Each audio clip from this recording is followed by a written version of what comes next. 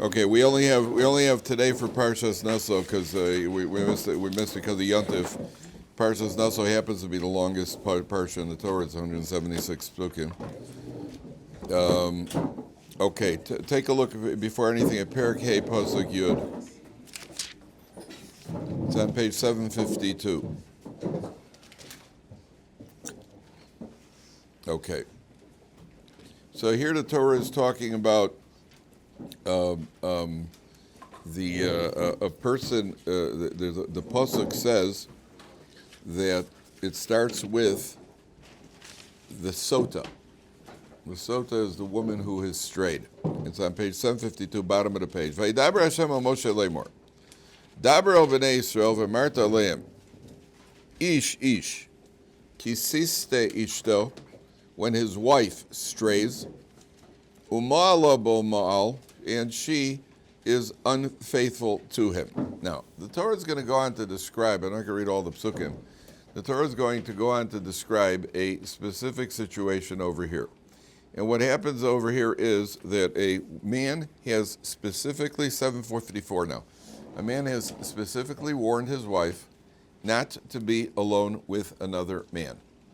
And this woman goes, gentlemen, if I could trouble everybody to put away any additional technology, just out of respect for the Torah. If a man has warned his wife not to be with alone, secluded with a specific man, and then she is secluded with him. So if she is secluded with him enough time that cohabitation could have taken place, then the process is she's brought to the Beis Hamikdash, and they take Hashem's name, and Hashem's name is erased. They write Hashem's name on a parchment. It's erased in the water, and then she has to drink the water. If she is innocent, so there are two opinions in the Gemara. One opinion is that if she never had children, she'll now have children. The other opinion is that you can't do that because then every woman who doesn't have children will just get herself suspected and be innocent. That's an opinion of Rabbi Kiva. I think Rabbi Kiva says that in the Gemara. But if she's had difficult births, so now she'll have easier births. That's what the Gemara. That's if she's innocent. If she's guilty, then contrary to popular belief, she dies. She does not explode. Right, there's this misconception that people think that she drinks the water and she explodes. She doesn't explode. It's not a Monty Python after dinner mint. She does not explode. She swells up and dies a very painful death. That's what because she has been disloyal to her husband. That's the basic idea of the sotah. That's the basic idea. You have to go through it over here. We don't have enough time to go through all the details of the story because we're limited on time because we only have one day for Parshas Nasso. But that's the basic, and everybody has heard of it. That's why nowadays you don't say to a man, should never say to his woman, don't be alone with a certain man. Because if she is, then she becomes prohibited to her husband. We have no way of determining whether or not she's permissible to her husband.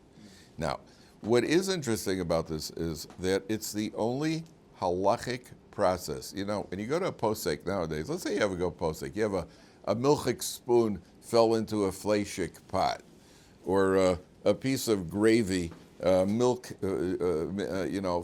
gravy splattered onto your cheesecake on Erev Shavuos and hopefully ruined it.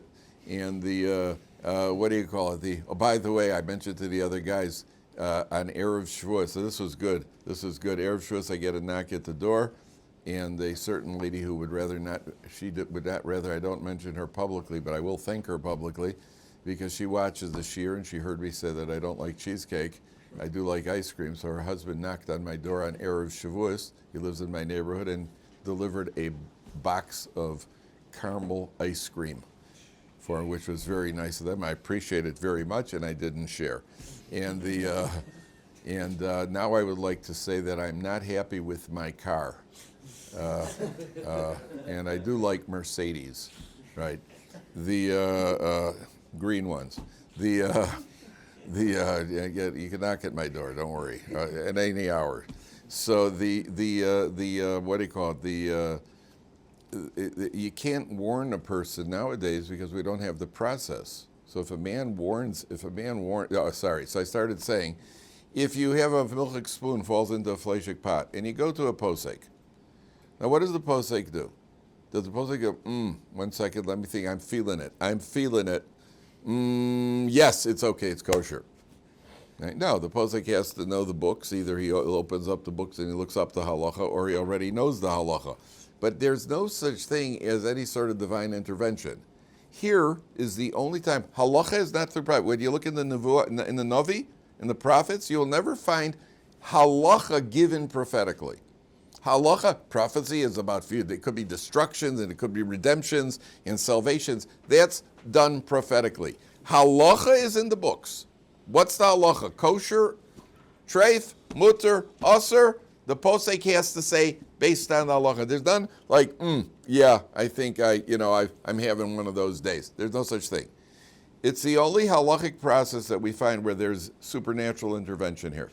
That HaKadosh Baruch Hu gets involved, allows his name to be erased, and you take her to the Beis HaMikdash, the Kohen gives her the drink, and now we're going to find out. Now we're going to find out whether or not she was innocent or guilty. Why is that? Why is it that the Torah says that a person has to that this process goes to the Kohen? So the answer is anybody got an idea? Why does this process go to the Kohen? Anybody got an idea? Here, not the Kohen. It's a supernatural intervention. Hashem's direct intervention. Why is that? Anybody got any? What do you say, Benny? Rabbi Sinclair talked about this, where he said, in this whole case of sotah, there's an interesting psychological effect where a person who sees, if there's something where you're supposed to do a temporary fast, like you're not supposed to have wine, things like that. He said it's because a person, when you see that she got off scot-free, even though you understand how dangerous it could have been, somehow allows you to jump. That's later. That's a later stage. That's when we get to the Nazirite. I'm asking, why did Hashem get involved here at all? Nazir, though. I'm saying any. Why did Hashem get involved here at all? Why did Hashem get involved here and in no other halachic process? You can do the same thing for idol worship. You can do the same thing, a lot of things where somebody's watching it. All right, I'm not saying but specifically here, Hashem. Okay, so I'll tell you. The answer is, what happened over here? Husband said to his wife, "Listen, we had that guy was a guest at our house last Shabbos. I'm not thrilled. I think you spent a little too much time, a little too much chit chat at the table." Then he comes by the next time and he says, I don't like that. I went to sleep. You guys stayed up late talking. I don't want you to be alone with him, ever.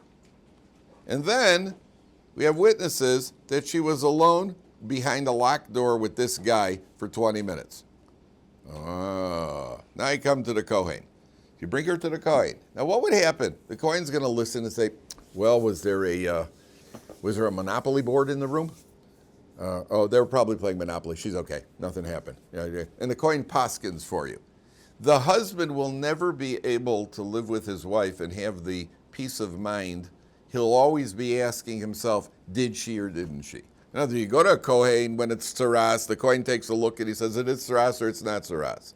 Here, if you're going to leave it to a Kohen, you're going to leave it to a human decision. So the Kohen's going to say, yes, she's okay. And the husband's going to be like, I don't know. Every time he sees his wife and every time he sees this guy, there's only one way to determine for sure, and that is that HaKadosh Baruch Hu himself gets involved. Why? Because of the importance of Shalom bayis. Shalom bayis means Hashem says, I allow my name to be erased for the sake of Shalom bayis. That's how important it is to get along with a wife, and for a wife, obviously, to get along with her husband. That's how important Shalom bayis is. That even, I know. But even for the sake of Shalom bayis, Hashem allows his name. So there's an interesting medrash. The medrash, you're not going to believe this medrash. The medrash says there's a wife who went to a shir. She went to Rabbi Meir's shir. He was given a shir Friday night. So the wife goes to his shir. So she comes home, and she came home late. And her husband apparently was hungry. He says, where were you? I was at Rabbi Meir's shir. He says, you're not coming back into this house until you go and you spit in Rabbi Meir's eye. Meir was the Gadol Hador. So the wife wasn't really interested in spitting in Rabbi Meir's eye, so she was dragging around. I think there are two versions of the medrash. One version, she was out of the house for a few days. Rabbi Meir found out through Ruach HaKodesh what had transpired between the husband and the wife. He saw her outside of the base medrash. She was dragging around outside his base medrash. And Rabbi Meir looks and he sees her, and also Rabbi Meir goes, ow, my eye, my eye. He says, lady, come here, spit my eye 7 times. I need human saliva. It's the only thing that'll help my eye. So she's like, what? He says, just do it quickly. So she goes, okay. She spits 7 times. He goes, okay, now go home and tell your husband, you told me to spit Rabbi Meir's eye once. I spat in his eye 7 times. So the Talmidim said to Rabbi Meir, okay, so she scampers off happily. The Talmidim said to Rabbi Meir, all right, what was that all about? I mean, come on. So Rabbi Meir told them, well, she and her husband had a spat. And she went and gone. Wait, so what was that? Yeah. So he said, so why didn't you tell us? We would have taken the guy. We would have had a physical therapy session with him, and he would have let his wife back into the house, and everything would be taken. It says, listen, if Hashem could allow his name to be erased for the sake of Shalom bayis, I could allow my name to be erased for the sake of Shalom bayis. Now I want to tell you something. What's Rabbi Meir really saying? If Hashem, you allow your name to be erased, so what that means is that you have to set aside your ego for the sake of Shalom bayis. And the ego in marriage, gentlemen, I'm giving you priceless advice now, and you should pay me in cash or in caramel ice cream or Mercedes. You have to set aside your ego for the sake of Shalom bayis. That means if Hashem could set aside his quote unquote could be humble for Shalom bayis and allow his name to be erased, and Rabbi Meir could allow his name to be erased, then every husband has to know, allow your name to be erased. Let your name be erased. That means that the men always feel we're right and we have to know and we're the hacker and we're the one who decide. Just set it aside. Just set it aside. You have to, it's easier said than done. Easier said than done. But that's the key to Shalom bayis. And a person has to know that the Chafetz Chaim had a fund. He suggested one of the biggest causes of fighting in marriage is money. That's one of the biggest causes of marriage. And the Chafetz Chaim said, she wants to spend a little here, or sometimes even Shalom bayis, Shalom among neighbors. You live in an apartment building and all the neighbors want to have the railings repainted or something. It's going to cost you $30 or $100, whatever it is. The Chafetz Chaim said it's good for every couple. You should have a fund, which is your Shalom bayis fund. In other words, let's say you didn't have Shalom bayis. How much would you pay a marriage counselor to fix things up? You'd pay a certain, if they were efficient. Some of the marriage counselors make things worse. But they became marriage counselors because they're divorced 4 times. So they have all the experience. But if you go to a good marriage counselor, how much would you pay to have the marriage fixed? They would pay a lot of money. So you know what? Before you get to that point, set aside some money. We'll call it throwaway money. And if your wife needs money and a little bit, or she breaks a light bulb, or she breaks a dish, or breaks something, right? Breaks your car, right? Or she breaks the gate of the garage, right? Trying to park the car, whatever it is that she did, right? Okay, set aside. It's a write-off. It's a write-off, and the most important write-off is our own ego. Man has to set your ego alive. I want to ask you a question. Imagine you're married. And a guy walks over to you and he insults your wife right in front of you. What would you do? You would certainly wouldn't just take it quietly. You would either respond, or you might even become aggressive, physically aggressive, right? Guy walks up and insults your wife in the worst way right in front of you. What would you do? You'd certainly do something, right? Spit in his eye. Right? Spit in his eye. Yeah. Good luck, right? Something. You would do something. Good. You'd spit in his eye. You wouldn't just sit there and take it, would you? I mean, imagine you wouldn't take it. So how come you're willing to insult your own wife? That's a good question, huh? Guy, somebody else did it, get over here. Or at least I jump behind my wife, It depends who the person is. But me, I can insult my own wife. Is that an interesting thing? Is it an interesting thing? So we have to learn to treat her with the most respect. Now I'm going to give you another piece of advice. Take it or leave it, but I suggest you take it. When you're married, one of the most difficult things that couples run into is where you got to make a decision. It could be a decision about anything, which school to send your kids to. It could be where to go for Shabbos. It could be whether or not you should invest in a certain stock. There are a lot of decisions that have to be made. Now, you and your wife have a disagreement. Should we Should it be this one? Should it be that one? I want to tell you something. Stay with this. It's very logical, and I'm right. In every decision, you think you're right, and I think I'm right. That's why we have an argument. Now, let's say I go to my doctor. 10 times I have a sore throat, and I go to my doctor in the course of a year. Now, I think each time I go that it's a bacterial infection, and therefore he should give me antibiotics right away. He thinks it's a virus, and therefore he won't give me the antibiotics, and I want the antibiotics. Now, 9 out of 10 times, who's going to be right? The doctor. 1 out of 10, I'll probably be right. 9 out of 10, he's going to be right. There's one problem. We don't know in advance which is that one time. If we knew in advance, then everything would be good. We don't know in advance who's right. That's why we're having an argument. Now, I have 2 choices here. I could either always do it the doctor's way, or I could always do it my way. Where am I better off in the long term? Obviously doing it the doctor's way. Then at least I'll have a 90% batting average or a 70% batting average. If I do it my way, I'll be right once in a while, but most of the time I'm going to be wrong. You understand? And I don't have a third option here. I don't have the option of always do the right thing because there isn't always the right thing. That's the reality of life. A husband and a wife have numerous arguments. How do you decide? My experience, gentlemen, is if you respect your wife and you treat your wife well, you let her make the decisions because she's got a better batting average. I tell you. And it's not just my wife. It's not just my wife. It's every wife. They have an instinct. They have a sense. Men are too distracted by either our ego or various other considerations. Women could get to the issue and make this. Listen, it doesn't mean they're always right. Sometimes they're completely wrong. You know, my wife, if she doesn't like my tie, she's like, I say, don't criticize my choices. You were one of them. You know, so they what do you call? You know, and sometimes they say, well, if you're wrong about that, maybe you're wrong about me too. You know, they are wrong sometimes. On the other hand, in the long run, who's got a better batting average? She does, almost all the time.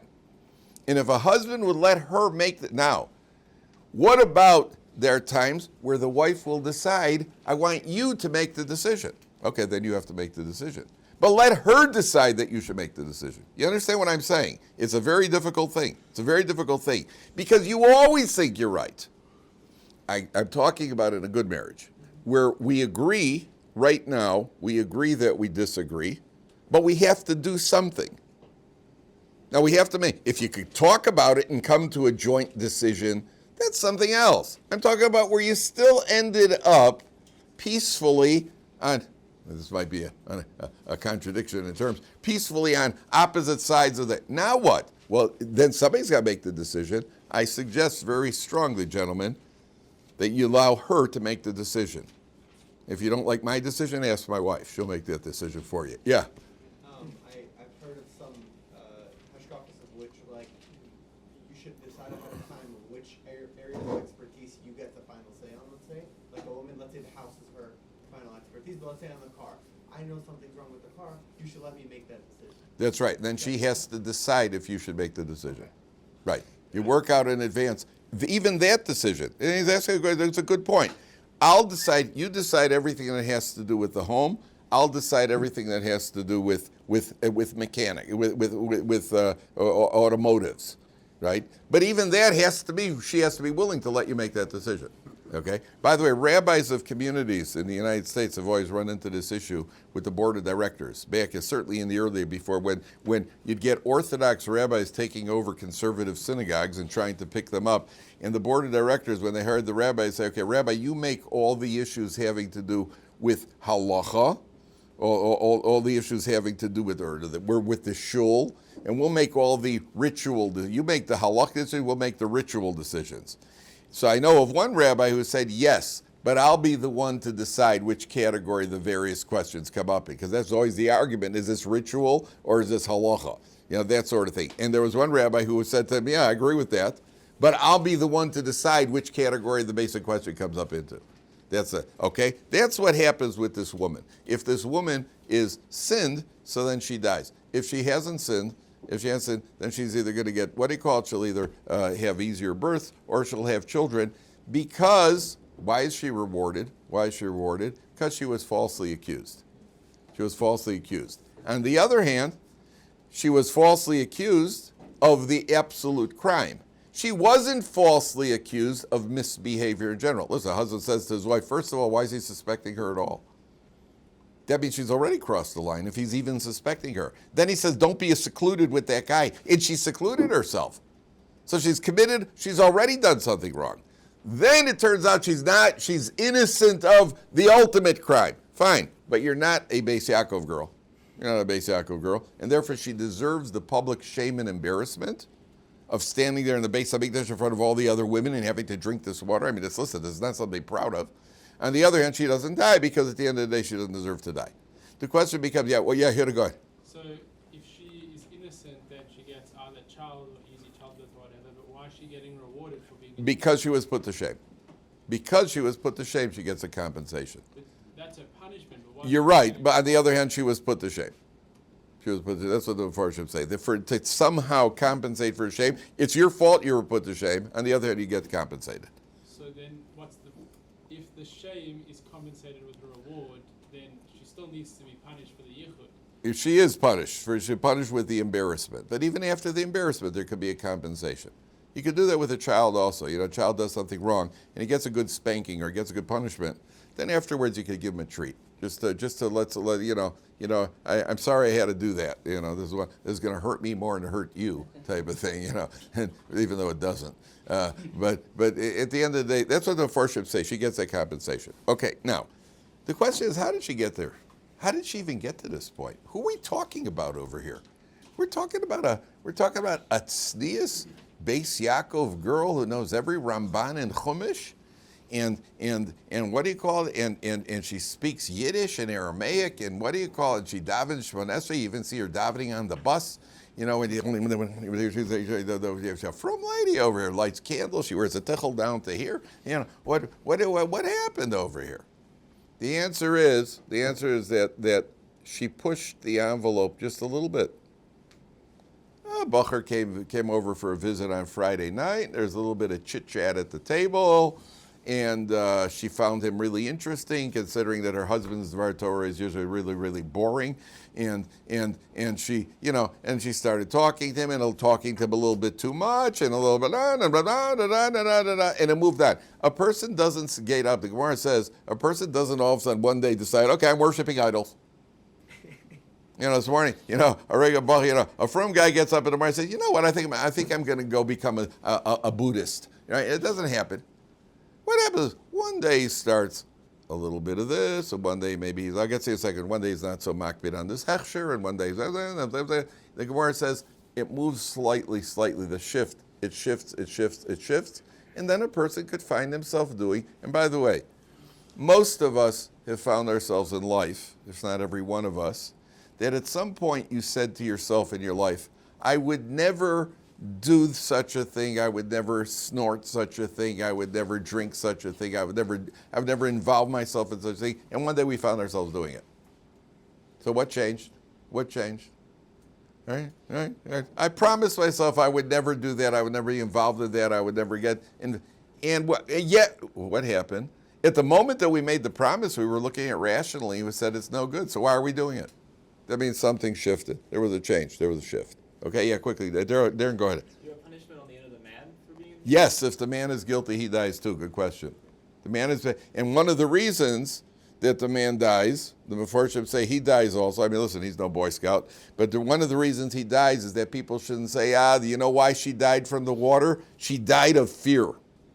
She was just petrified. The water doesn't really have an effect. Hashem's name doesn't really have an effect. The only reason she died is she was so petrified. Yeah, a person could die of fright. My brother once told me they did an experiment in a prison. It's a really good experiment. So what they did was they took these prisoners who are lifers, guys committed, and they're in prison for a few life terms or whatever it is, have a hard violent crime. And they told them that they wanted to do an experiment to see the tolerance level, a human tolerance for cold temperatures. How much could a human body tolerate? And they told them there's an element of risk over here, but if you cooperate and you help us do our research for whatever they need to research, so, you get better terms in prison and so on and so forth. So they took the first guy, and they asked for volunteers, a volunteer only, and they took one of these guys and he volunteered. And they put him in a room, and they have the temperature. They have the big thermometer in the room. They told him they're going to be dropping down the temperature very, very gradually, but to very, very cold levels. And he's watching the temperature, the thermometer going down, and he's getting colder and colder and colder and colder and colder. And they're put it on sub-zero, and he's freezing and getting really cold. And eventually, he dies of, what's it called? Hyperthermia, right? He dies. And then it turned out they never touched the thermometer in the room.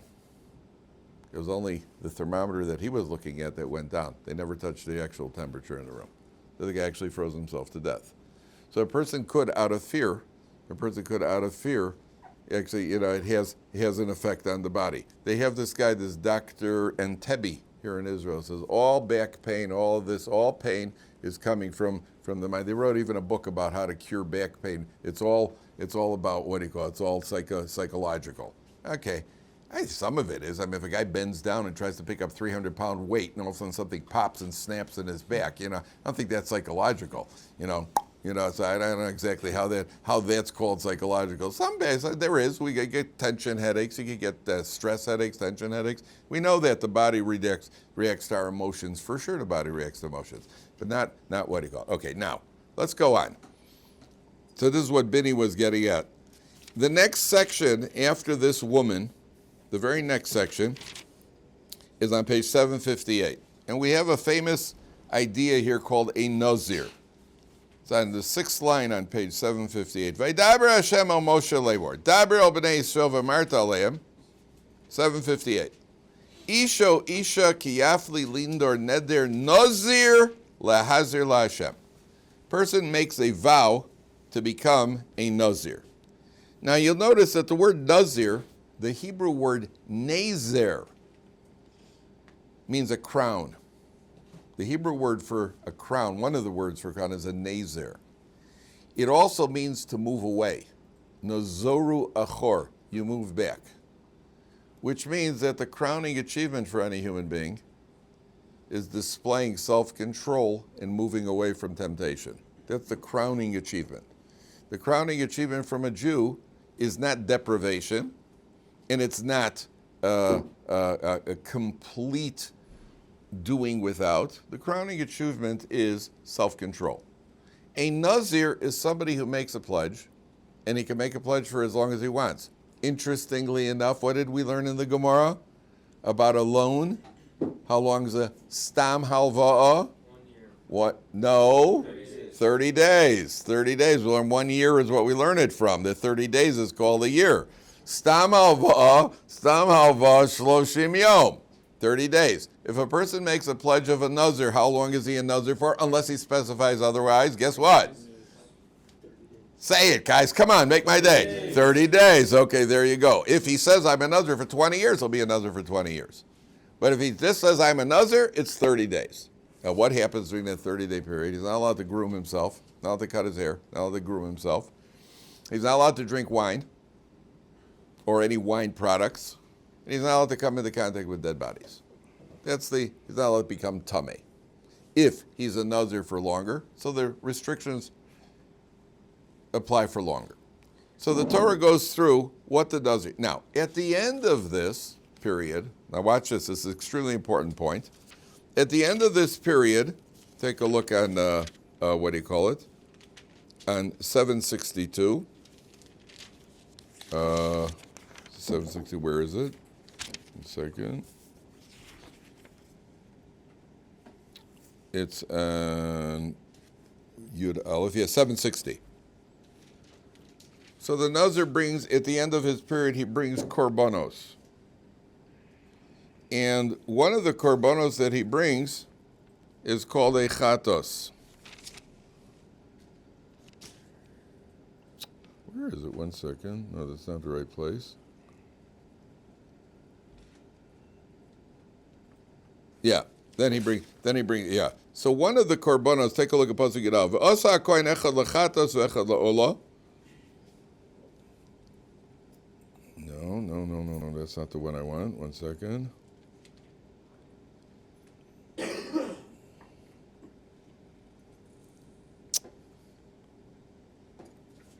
is it?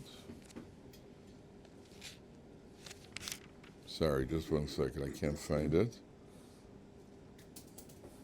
He's not allowed to become tamei. And then at the end of it, so Torah says at the end of his nazirus, I can't find the pasuk. The pasuk says, there's a pasuk that says that at the end of his being a nazir, he brings a sin offering among other korbanos. I don't know where. Oh, there it is. Pasuk Tezayin. Pasuk Tezayin.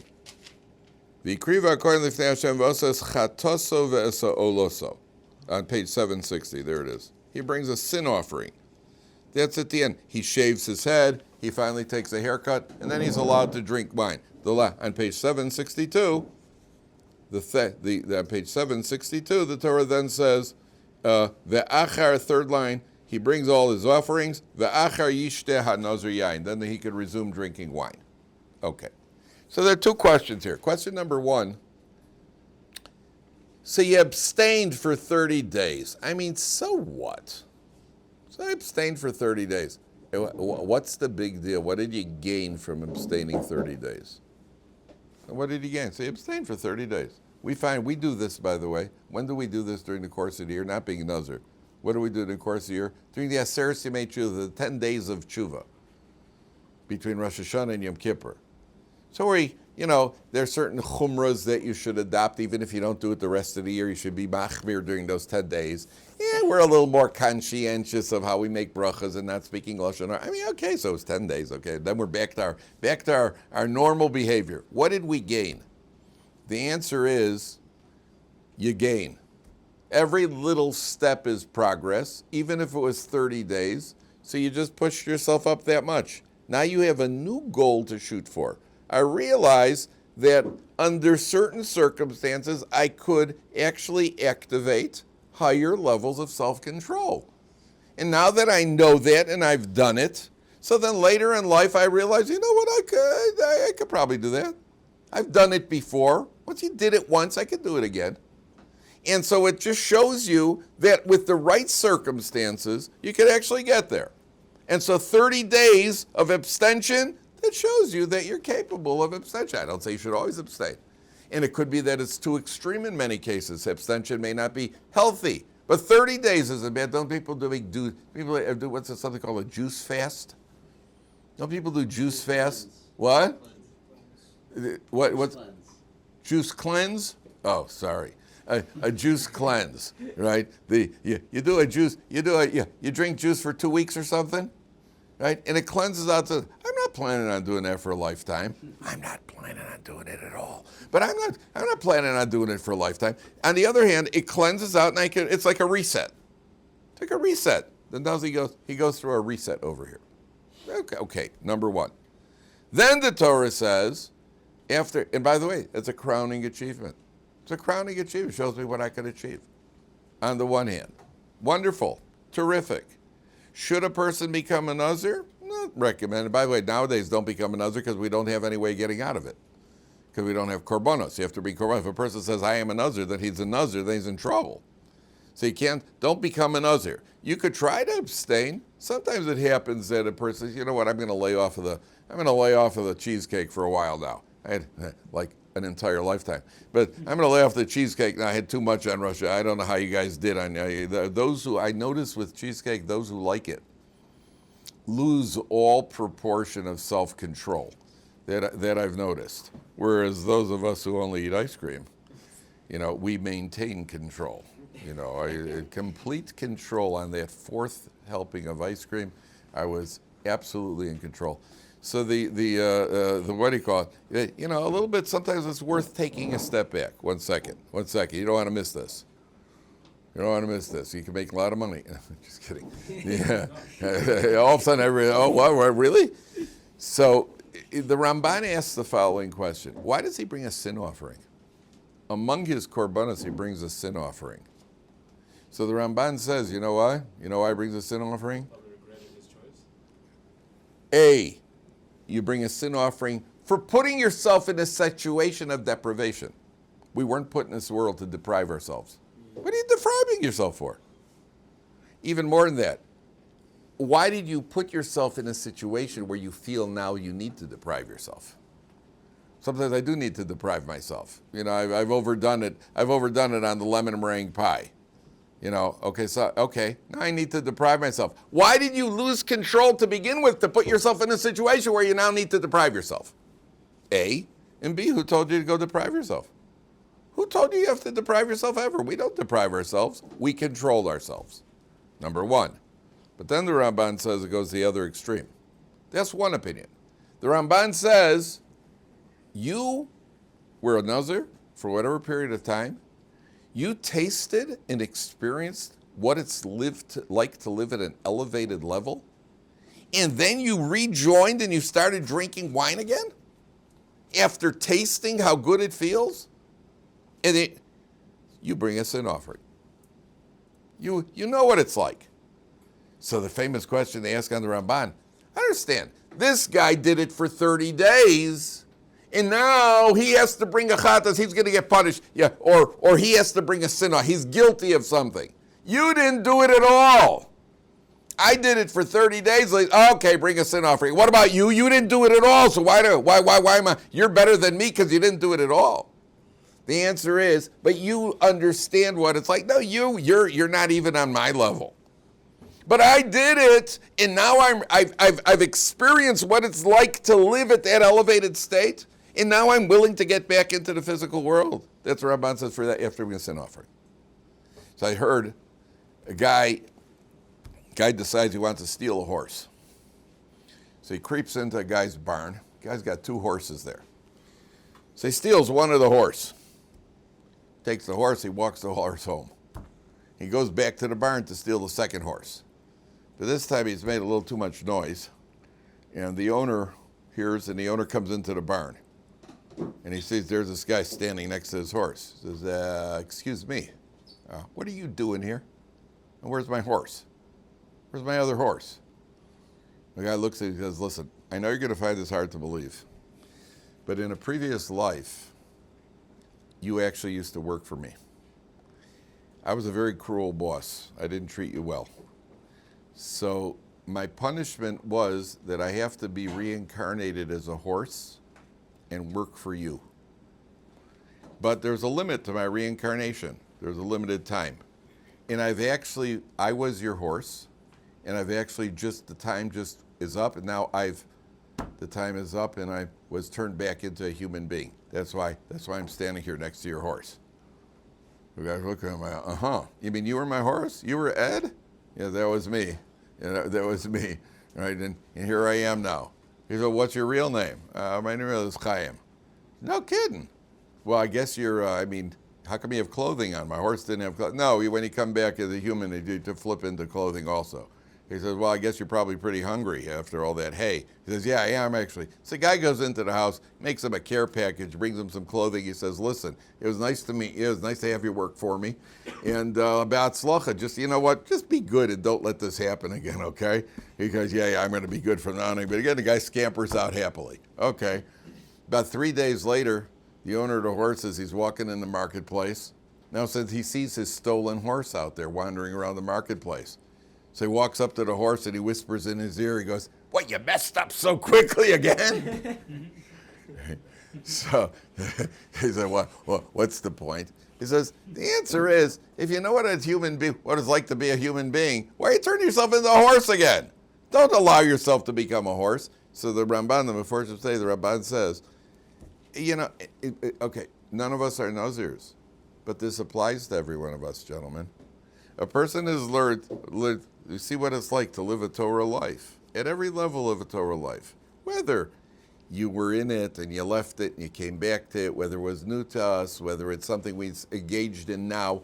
But once we've experienced it, for us to then let it go and rejoin whatever the other pursuits are, I would. You don't see what was available, how to compare and get. So somebody who's never seen it knows Rahmanis. They've never seen it. They never lived it. They never got to that level. Okay, unfortunately they haven't had the opportunity, but we have. So how can we go back and allow ourselves into that world again? I just be careful with all these very, very admirable ideas that a person does not deprive himself unless he's sure that whatever it is that you're depriving yourself leaves you feeling energized. If a person tries to work on himself, I'm talking about permissible areas. Forbidden areas, we have no choice. We're not allowed to. The forbidden is forbidden. But in permissible areas, where we do try to deprive ourselves, it has to be the test of whether we're holding by that is how that affects your mood.